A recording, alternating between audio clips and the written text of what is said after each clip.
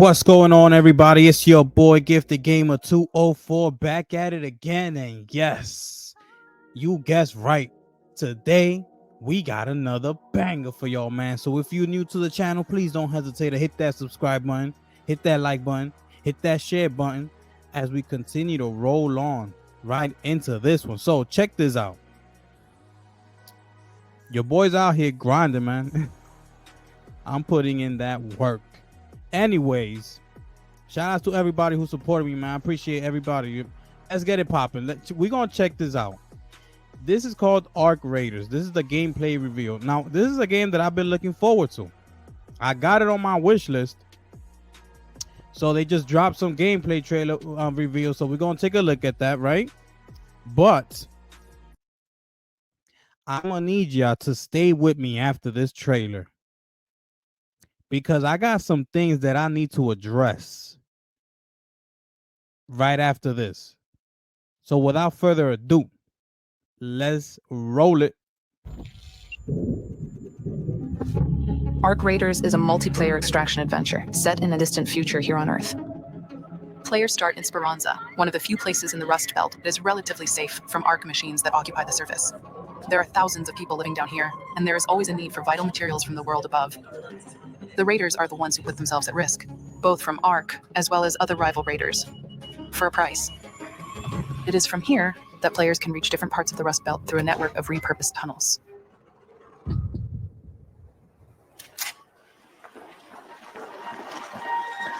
Okay, I already see it's only 3 players, it's not 4. This looks so good. The Raider we are following is on a quest, a job to obtain a seed vault from a research facility deeper into the city.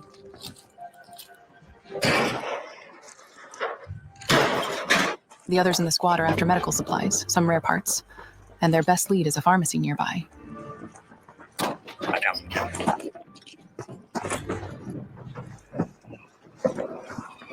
A red flare is a signal of a raider getting knocked down, but you never really know what happened there until you go look.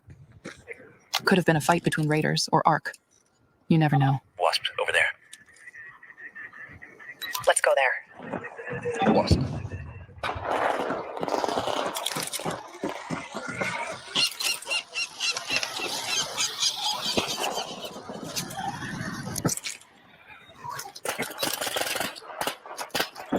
Ooh. Let's go to the tower.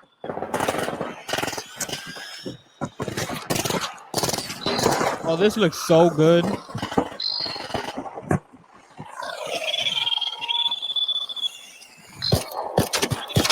Oh, I like this.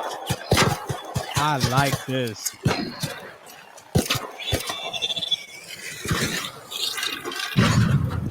Ooh. The visuals look good too. Man, look at that. They've reached the pharmacy now. Let's get over there. It looks like they are probably the first ones here, but you can never be sure, so it is wise to double check your corners. Hey, Raider. Don't shoot, I'm a friend. You want to split the loot?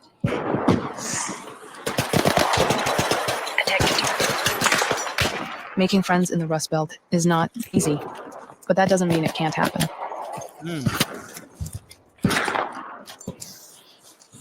Okay, he could switch shoulders. Okay, I like that. He got a silencer on that pistol. Let's see what he do. Wasp, up there. Careful, that's a hornet.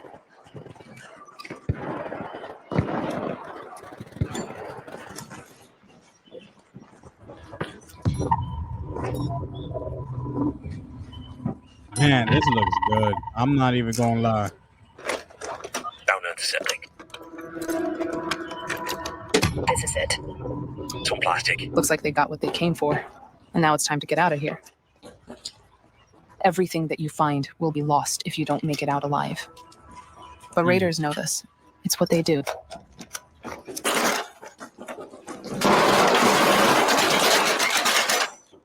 Ooh. Look at that. Raider, contact.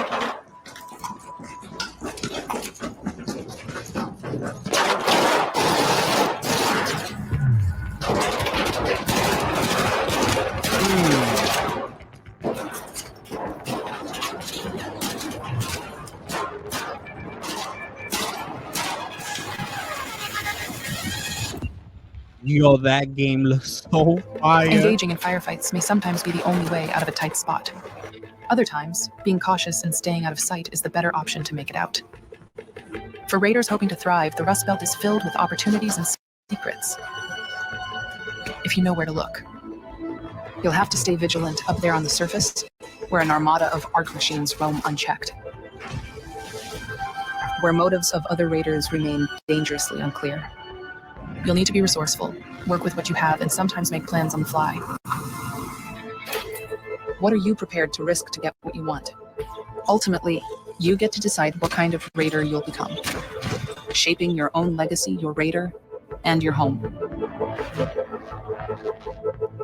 Arc Raiders coming 2025. Wish list right now. There you go. You pick it up PS5, Xbox Series X and S, Steam. Man, yo, this game looks really, really good. And I believe it's a PvP VE. So you know, when they got in that building and they got what they came for, I guess all the teams are actually going for that specific item that you have to extract. So, man, I like what I saw there. I'm not even gonna lie, man. Like, that game looks so good. And I can't wait. I want them to show us more. I want to see more like more gunplay. You know what I'm saying? Like, I want to see them like zooming in with the guns and things like that. You know, trying out different guns. I want to see other things, but man, I can't wait. Anyway, let's continue on, right? What am I on? 5 minutes. Okay, we good. I got time. Let me get this one out the way real quick. So Stalker 2 gets full system requirements, 32 gigabyte RAM for recommended spec. So with just 8 days to go before release, GSC Game World has released the full system requirements for the PC version of Stalker 2, Heart of Chernobyl. The basic specifications were first shared around 3.5 years ago, but the game suffered many delays. Now at last, we have the full picture with resolution and frame rate targets for the main 4 presets. So there they are right there. Y'all take a look at them. Yeah. Y'all see it over there on Epic, man. 21 4K 60 frames. You're gonna need an i7 AMD Ryzen 7700X. You're gonna need that RTX 4080. You're gonna have to be up there. Anyway, Heart of Chernobyl was powered by Epic's Unreal Engine 5 and uses core features like Lumen and Nanite, although it won't feature any hardware ray tracing effects. In an interview with WCCF Tech at Gamescom, the developers explained those may be added later with a patch. Today, NVIDIA released the latest GeForce game Ready Driver optimized for the game. They also confirmed that NVIDIA's DLSS super resolution and frame generation will be included to boost frame rates on GeForce RTX GPUs. While we don't know for sure, it's a safe bet that Intel XeSS and AMD's Fidelity FX super resolution will be available as well. So there it is for that article right there. I just wanted to share that with y'all real quick. I will leave everything I'm showing here in the description below, okay? Let me get to the first of the 2 main topics of this video, right? Hopefully y'all still with me. If y'all are, salute. Now, what I'm about to show you is absolutely disgusting. Now, check this out. This is over at WCCF Tech, right? A Valve director explains the lack of romance. It's a ton of work, they say.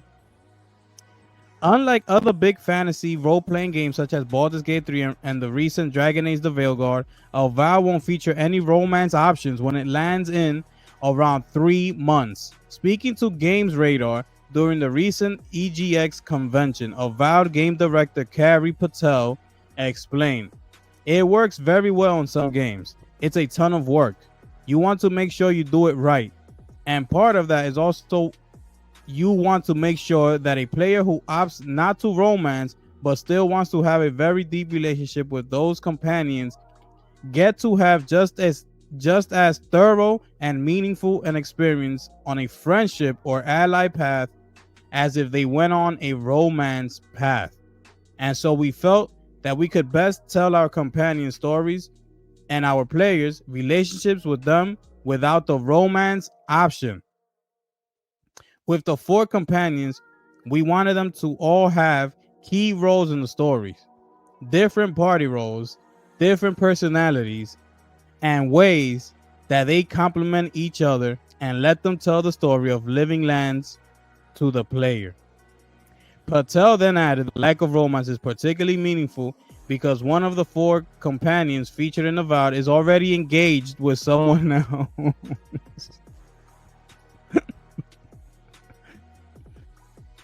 It isn't a story that I think you often get to see in a lot of games with party members who's traveling with you.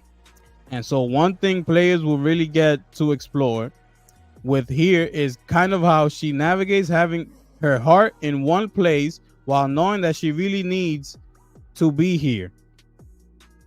Having one companion unavailable for romance is nothing new though. Many games have successfully implemented romance with similar limitations. As a whole, it seems like Obsidian isn't too keen on romance if we take a look at their past games. What's considered their best game, Fallout New Vegas, had no such thing despite allowing you to sleep with some NPCs for casual affairs, and the same goes for The Outer Worlds. One of the few expectations was Pillars of Eternity 2 Deadfire, but that was an isometric CRPG, which meant a lot of less work had to go into actual romance scenes than for a third-person game. Now, with that being said, this is absolutely disgusting. This game is shaping out to be so horrible. I mean, how do you call this a ton of work? I can't even process that. I'm having a hard time. What do you mean by that? What? All you talking about is cut scenes. I'm not understanding what is it? Like what's so hard about that? And there they go with the excuses. Oh, because not every story needs to have, some kind of a romance and things of that nature. What is this game? What is this game about? Like what's going on here? First, you're too lazy to do 60 frames, talking about single player games don't need 60 frames. And now you're over here talking about romance is too much work. I never heard of that. I think this might be my first time actually hearing a developer say that, because I'm not understanding. You're doing cutscenes, bro. Like you can't make a romantic cutscene. I'm not understanding. So what do you want? Oh, I know what you want. You want those juicy 30 frames per second. That's what you want. Oh, I got it. I get it now. This is absolutely incredible.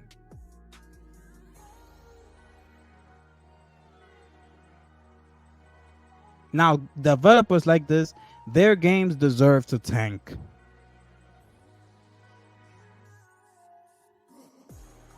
Because they just prove that they're lazy. You lazy. Point blank, period. Now, I don't know if it's the Xbox. I mean, the Game Pass. The Game Pass budget that got them lazy. I don't know what it is. Because I'm going to be honest. That Game Pass could get a lot of developers real lazy and real comfortable. being that they know that they don't got no expectations of selling games because their games is going day one on Game Pass. What they gotta worry for? Ain't nothing to worry about. They ain't looking at charts, top selling #1 and all. They ain't looking at that because they already know they're not gonna be up there. They on Game Pass. So what is there to work hard for? So I completely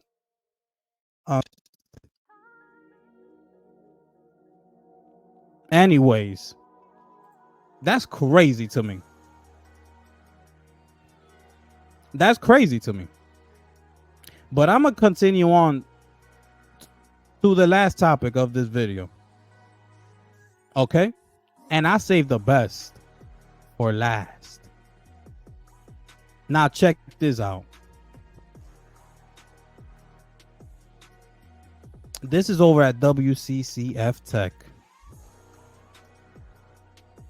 Unreal Engine 5.4 continues to challenge high-end GPUs as undemanding game struggles to run at 4K 60 on an RTX 4080. Do not come at me. I should make a separate video. I don't even know why I'm putting this on this video. I really feel like I should just make another video completely talking about this right here. Matter of fact, that's what I'm gonna do. So check this out. Excuse me. I'm gonna leave this video right here. I'm gonna go on right now and go make that next video about the Unreal Engine, because we about to go in. It's your boy, the Gifted One here, man. And I'm gonna catch y'all on the next one. I'm gone.